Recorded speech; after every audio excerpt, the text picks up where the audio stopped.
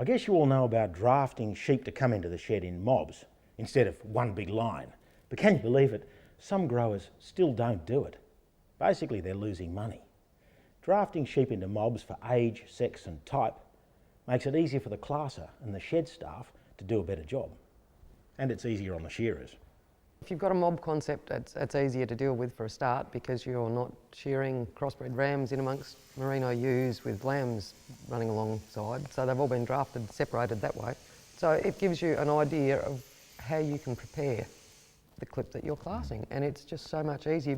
We know how many sheep's actually in that mob that we're going to be shearing. They're all going to be pretty much even, and they're going to be pretty much even in height and weight-wise. So once we start on them, we're going to know within the first 5 sheep that we shear what sort of combs we can use in them, and it just makes it a hell of a lot easier. You don't want to see a mob of ewes that have got maybe 100 lambs mixed in with them, because you know, you use different combs to shear lambs, so you don't want to be chopping and changing all the time. Yeah, it's always good. A lot of the sheds we do, the farmer will turn up with a sheet of paper on the first day and show me. He might say, well, there's 800 in this mob here, there's another 500 there, and we'll start with the old ewes and work our way down, or vice versa. They might start with the younger ewes, get their main lines out of the road there, or the young sheep, and they work their way up from, say, the weaners up to the 6 and 7 year old ewes, and leave the rams to the end of the shed, or any crossbreds that may come in.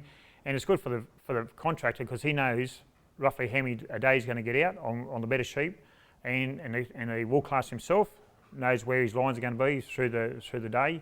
When we're shearing, we start with the oldest wethers, move down through the wethers, and then up through the age groups of ewes, which works quite well. It keeps them all, obviously you keep them separated, you keep the lines together, and when you're moving between mobs and age groups, if you haven't got quite enough pieces or bellies or whatever it is from the last group of sheep to the next group, you can just blend them in, and they're very close together. They're very similar wools.